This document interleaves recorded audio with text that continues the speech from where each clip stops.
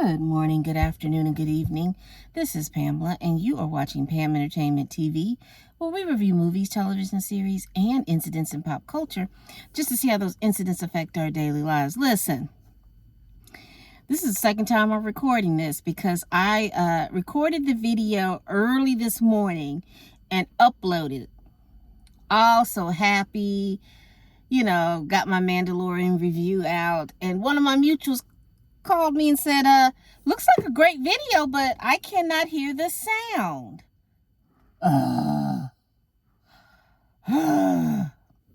So let's just hurry up. We're going to get this done. We don't have all the theatrics because I'm out and about. All right. So this is my season 3, episode 5, which is chapter 21 of The Mandalorian, entitled Pirates. So let's just basically get to the gist of what's going on this episode. So it starts off that we're back on Navarro and high. What does he cut? Anyway, on Navarro, they're busy being Navarrians. Child, they are just getting everything together and Grief Karga. See, I can't even think.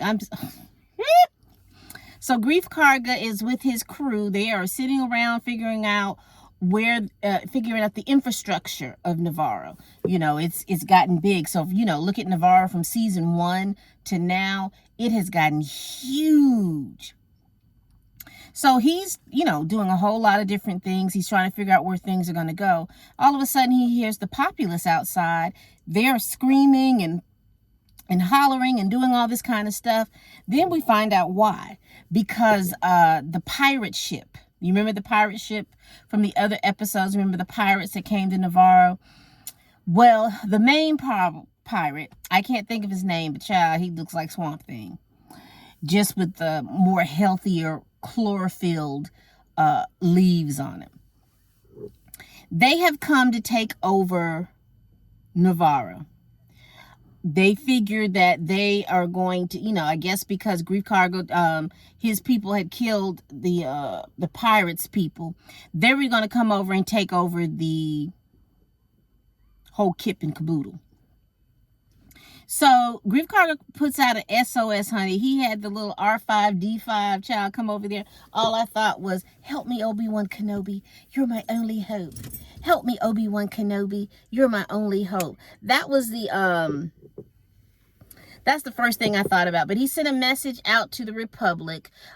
We've got the X-Wing fighter. I think his name is Carson.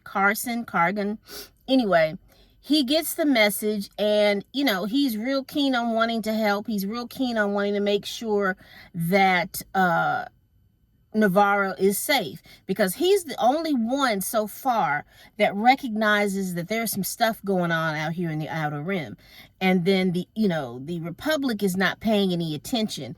They're just been, we'll keep going. So he goes to Coruscant to see about getting some help. And you remember I told you Moff Gideon's right-hand person is in there? Well, the X-Wing fighter, Carson, is in there trying to get some help for Navarro because they've been overrun by pirates.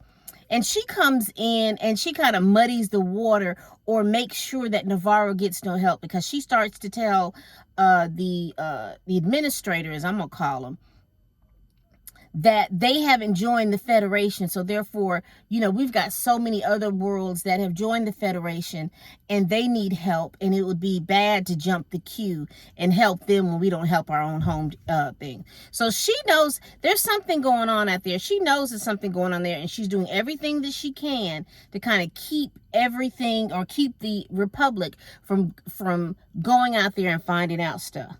So X-Wing pilot is like, look, I need some help. I really, truly, truly need some help. I need to get somebody out here. I need somebody to get out here to help me. So he comes across the covert of the Mandalorians. At first I was like, how in the world did you know where to look for a Mandalorian? You remember the little droid, what is it, R5-D4? You remember when Pele had given Mando? Child, talking about he worked in the resistance, and so I guess he must have been sending a signal out to let him know where the Mandalorians are. So can droids can the droids take the creed? Can the droids become the Mandalorian? It looks like as hard as Din tries with this creed and everything like that, he is always doing something to mess up. That droid is sending out signals to where they are. Child, a mess. But anyway, he gets to the covert and he asks Din Djarin to help Navarro, help Grief Karga, because, you know, like I said, Din Djarin and Grief got a relationship, but the rest of the Mandalorians don't. Because, you know, you remember the first season, when Din was trying to save Grogu, they were Grief Karga and them were fighting against the Mandalorians. Anyway, I'm sorry. They were fighting against the Mandalorians. So Din takes it to the he takes it to the Council of Mandalorians to argue his case why they should help. Then Paz Vizsla gets up and says that they should help. And everybody says this is the way, so that was the way. Bo-Katan leads a group. They come up with a strategy. Bo-Katan leads a group. Din Djarin and Grogu are going to be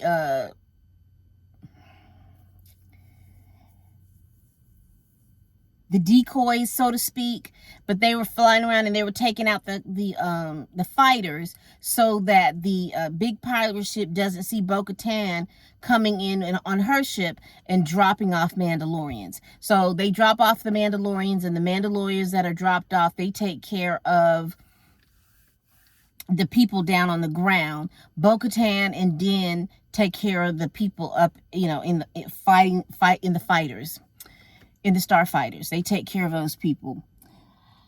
It ends up the whole plan is thwarted. Swamp Thing, the pirates are defeated and they're killed, except for that same one. You remember the one in the other episode that everyone got killed except for him, and he drove off. He did the same thing. He did the same exact thing. So he survived, and everybody else died. And Navarro was saved.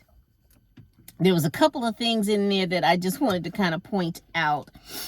Number one, you remember last episode, Grogu couldn't go help the foundling, right? The armorer said it was too dangerous. Yet, Grogu can go on a life or death mission to help Navarro. Help it make sense to me. That didn't make any sense to me. Another thing that tickled me, once again, we see the armorer with those heavy pieces of equipment beating up and killing folks until she took, you know, doing her thing. I'm trying to think, was there anything else outstanding in that? No, I think that was pretty much it. There wasn't really much outstanding with the fighting or anything like that. Now, I will get to the end of the episode. The X-Wing fighter again. I think his name is Kargan. He's on patrol, doing what he does best. And he comes across a transport ship. And the transport ship looks like it has taken fire. And it has. And all the people who are on the transport ship are dead. He sends a probe in there, because this is how he knows that they're dead. And he's like, wait a minute. There's somebody else supposed to be here. And then they find out that's the transport ship that Moff Gideon was in.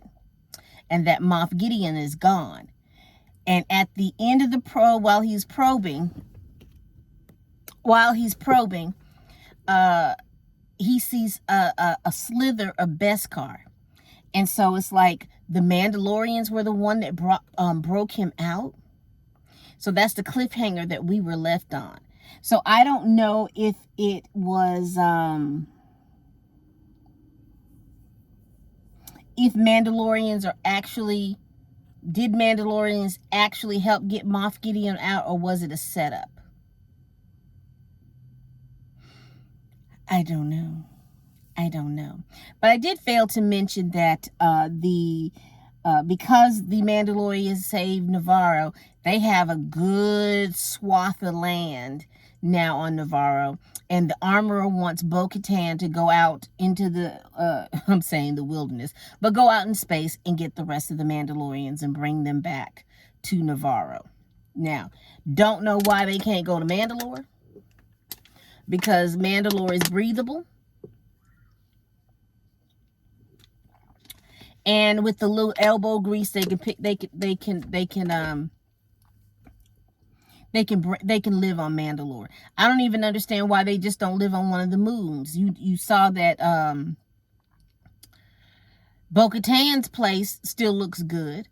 I don't understand why they just won't live in those areas unless the Empire is out there still mining for that Beskar. We don't know. All right, people, that's pretty much it. Like I said, this is the second time that I'm doing this. It may not have been like my first video, but I lost the sound. I don't know where the sound went. I may have recorded and the went dead. I don't know, child. So charge that to my head, not my heart. Please like, comment, and subscribe. What do you think? Where do you think Moff Gideon is? Put that down in the comments. How long do you think Moff Gideon's right-hand person is going to continue to get away with thwarting all the Republic's efforts to give order into the galaxy? So she really, now that I think about it from the other episode, she really wiped Pershing's mind, didn't she? A mess. All right, people, that's all I got. Please like, comment, and subscribe. Once you subscribe, you will then be open to a plethora of playlists that will show you all the stories and, all the movies and the series, television series that I have reviewed. If you have a series or a movie that you would like for me to review, also leave that down in the comments. All right, people. And as always, bye-bye.